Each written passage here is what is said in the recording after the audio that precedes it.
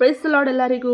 ನಾನೊಂದು ವಿಡಿಯೋ ಹಾಕಿದೆ ಪ್ರಾಮಿಸಸ್ ಬಗ್ಗೆ. ಅಂದರೆ ನಾವು ಯಾರಿಗೂ ಪ್ರಾಮಿಸ್ ಮಾಡಬಾರ್ದು ಅಂತೇಳಿ. ಇಂಗ್ಲೀಷ್ ಒಳಗೆ ಪ್ರಾಮಿಸ್ ಅಂತೇಳಿ ಒಂದೇ ವರ್ಡ್ ಐತಿ, ಬಟ್ ಕನ್ನಡ ಒಳಗೆ ಎರಡು ಅದಾವೆ. ಒಂದು ಆಣೆ ಇಡೋದು, ಒಂದು ವಾಗ್ದಾನ ಮಾಡೋದು. ಆಣೆ ಇಡೋದಂತಂದರೆ ಪ್ರಾಮಿಸ್ ಅಂತ, ವಾಗ್ದಾನ ಇಡೋದು ಅಂದರೆ ಮಾತು ಕೊಡೋದು ಪ್ರಾಮಿಸ್ ಅಂಥೇಳಿನೇ ಐತಿ. ಇಂಗ್ಲೀಷ್ ಒಳಗೆ ಒಂದೇ ವರ್ಡ್ ಐತಿ. ಸ್ವಲ್ಪ ಇಂಗ್ಲೀಷ್ ಒಳಗೆ ವರ್ಡ್ಸಿಂದ ಸ್ವಲ್ಪ ಕೊರತೆಗಳು ಅದಾವು, ಬಟ್ ಕನ್ನಡ ಒಳಗಿಲ್ಲ. ಸೊ ಎರಡು ಡಿಫ್ರೆಂಟ್ ವರ್ಡ್ ಅದಾವೆ. ಒಂದು ಆಣೆ ಇಡೋದು, ಒಂದು ವಾಗ್ದಾನ ಮಾಡೋದು. ನಾನು ಮಾತಾಡಿರೋದು ಆಣೆ ಇಡೋದ್ರ ಬಗ್ಗೆ, ಇದ್ರ ಮೇಲೇನೂ ಆಣೆ ಇಡಬಾರ್ದು ಅಂಥೇಳಿ, ಸರಿನಾ?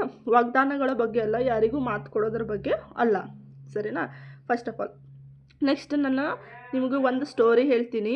ಇದ್ರ ಬಗ್ಗೆನೇ, ಪ್ರಾಮಿಸಸ್ ಬಗ್ಗೆನೇ ಸ್ಟೋರಿ ಹೇಳ್ತೀನಿ. ನಾನು ಇದನ್ನು ಭಾಳ ಮುಂಚೆನೇ ತಿಳ್ಕೊಂಡಿದ್ದೆ. Like, sorry for the disturbance, ಸ್ವಲ್ಪ ಹೋಗಿದೆ.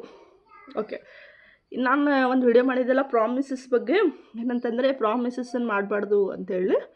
ಸೊ ನನಗಿದು ನಾನು 12th ಸ್ಟ್ಯಾಂಡರ್ಡ್ 11th ಸ್ಟ್ಯಾಂಡರ್ಡ್ ಒಳಗಿದ್ದೆಲ್ಲ ಅವಾಗೇ ಗೊತ್ತಾಗ್ಬಿಟ್ಟಿತ್ತು, ಅದಕ್ಕಿಂತ ಬಿಫೋರೇ. ಸೊ ನಾನು ಅವಾಗಿಂದ ಪ್ರಾಮಿಸಸ್ ಎಲ್ಲ ಇಡ್ತಿದ್ದಿಲ್ಲ. ಓಕೆ, ಬಟ್ ಕಾಲೇಜ್ ಒಳಗೆ ನಾವು ಫ್ರೆಂಡ್ಸ್ ಎಲ್ಲ ಇರ್ತಿದ್ವಲ್ಲ, ಸೊ ಏನಾರೇ ಫ್ರೆಂಡ್ಸ್ ಸೀಕ್ರೆಟ್ ಹೇಳಿದರೆ ನನಗೆ ಪ್ರಾಮಿಸ್ ಮಾಡು, ನೀನು ಯಾರಿಗೂ ಹೇಳೋಂಗಿಲ್ಲ ಅಂತ ಹೇಳ್ತಿದ್ರು. ಸೊ ಓಕೆ, ನಾನು ಅಂತಿದ್ದೆ ನಾನು ಯಾರಿಗೂ ಹೇಳೋಂಗಿಲ್ಲ, ಬಟ್ ನಾವು ಪ್ರಾಮಿಸ್ ಮಾಡೋಂಗಿಲ್ಲ. ಯಾಕಂದರೆ ನಮ್ಮ ಬೈಬಲ್ ಒಳಗೆ ಹೇಳ್ತೈತಿ ಪ್ರಾಮಿಸ್ ಇಡಬಾರ್ದು ಅಂತೇಳಿ. ಸೊ ನಾನು ಪ್ರಾಮಿಸ್ ಇಡೋಂಗಿಲ್ಲ ಅಂತೇಳಿ ಹೇಳ್ತಿದ್ದೆ. ಓಕೆನಾ? ಸೊ ಹಿಂಗಾಯಿತು, ಹೇಳ್ತಿದ್ದೆ. ಇದು ಒಂದು ಪ್ರಾಮಿಸ್ ಇಡಲಾರ್ದೇ ಇರೋದು, ಈ ಮಾತೇ ನನಗೆ ನನ್ನ ಫ್ರೆಂಡಿಂದ ಒಂದು ರಿಯಾಲಿಟಿ ಗೊತ್ತಾಯಿತು. ಅಂದರೆ ಸುಳ್ಳು ಹೇಳುತ್ತಿದ್ಲಕ್ಕಿ, ಅದ್ರ ಬಗ್ಗೆ ಗೊತ್ತಾಯ್ತು. ಹೆಂಗೆ ಗೊತ್ತಾಯ್ತು ಅಂದರೆ, ಸೊ ಇದೆಲ್ಲ ಕಡೆ ಫೇಮಸ್ ಇತ್ತು. ಅಂದರೆ ನನ್ನ ಫ್ರೆಂಡ್ ಸರ್ಕಲ್ ಒಳಗೆ ನಾವು ಪ್ರಾಮಿಸ್ ಇಡೋಂಗಿಲ್ಲ, ನನ್ನ ಬೈಬಲ್ ಒಳಗೆ ಐತಿ, ಸೊ ಇಡೋಂಗಿಲ್ಲ ಅಂಥೇಳಿ. ಓಕೆನಾ?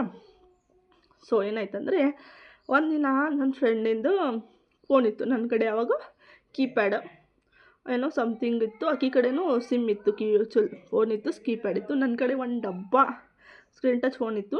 ಅಂದರೆ ಅದು ಯಾವಾಗ ಬೇಕಾದಾಗ ಸ್ವಿಚ್ ಆಫ್, ಪದೇ ಸ್ವಿಚ್ ಆಫ್ ಆಗ್ತಿತ್ತು. ಸೊ ಆಕಿ ಕಡೆ ಡೇಟಾ ಇತ್ತು, ನನ್ನ ಕಡೆ ನೆಟ್ ಇದ್ದಿಲ್ಲ. 2 GB ಏನೋ ಇತ್ತು ಆಕಿ ಕಡೆ. ಸೊ ಆಕಿ ಏನಂದ್ಲ, ನನ್ನ ಸಿಮ್ ತೊಗೊಂಡೋಗಿ ನೀನು ಯೂಸ್ ಮಾಡ್ಕೊ, ಸ್ಯಾಟರ್ಡೇ ಇತ್ತು, ಮಂಡೇ ತಂದು ಕೊಡು ಅಂತೇಳಿ ಅಂದ್ಲು. ಅಷ್ಟು ದೊಡ್ಡ ದಿಲ್ದಾರ್ ಇದ್ರು ಅವಾಗ, ಸಿಮ್ ಎಲ್ಲ ಕೊಡುವಷ್ಟು. ಆಯ್ತು ಅಂಥೇಳಿ ನಾನು ಆಕಿ ಸಿಮ್ ತೊಗೊಂಡು ನನ್ನ ಫೋನ್ ಒಳಗೆ ಹಾಕ್ಕೊಂಡೆ. ಆಮೇಲೆ ನಾವೆಲ್ಲರೂ ಏನು ಮಾಡತ್ತಿದ್ವಿ ಅಂದ್ರೆ, ಅಲ್ಲೇ ಒಂದು ಕಡೆ ಸೇಲ್ ಬಂದಿತ್ತು. ಸೊ ನಾವೆಲ್ಲ ಫ್ರೆಂಡ್ಸು ಸೇಲ್ ನೋಡೋಕೆ ಹೋಗಿದ್ವಿ. ಆಕಿ ಇದು ಸಿಮ್ಮು ನನ್ನ ಕಡೆ ಇತ್ತಲ್ಲ, ಅದಕ್ಕೆ ಒಂದು ಫೋನ್ ಬಂತು.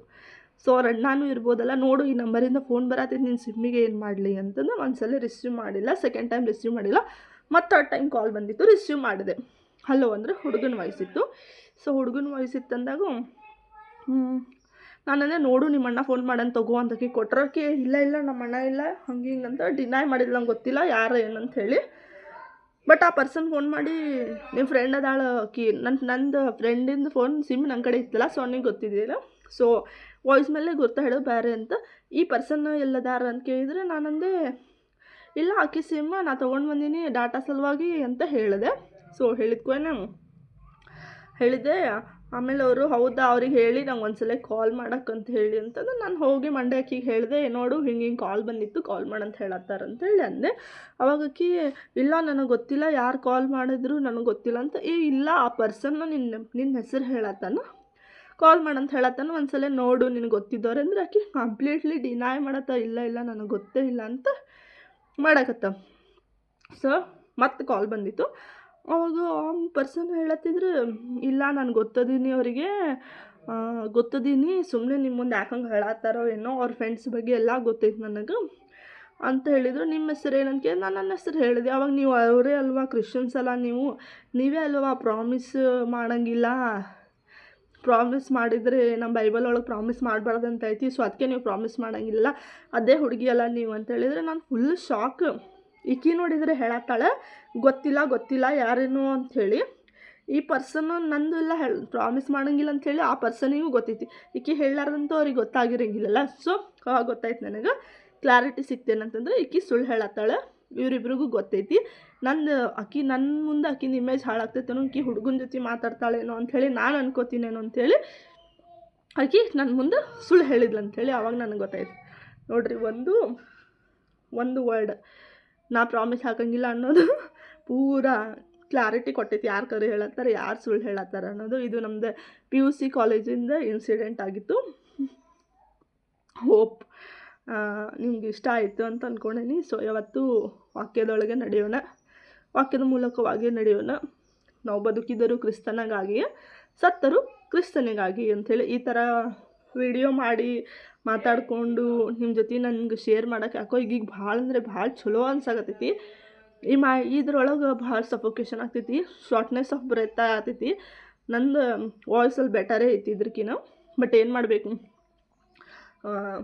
ಹಾಕ್ಕೊಳ್ಳೇಬೇಕಂತೇಳಿ ಹಾಕ್ಕೊಂಡು ಮಾಡತ್ತೀನಿ. ವಾಯ್ಸ್ ಓವರು ಮಾಡ್ಬೋದು.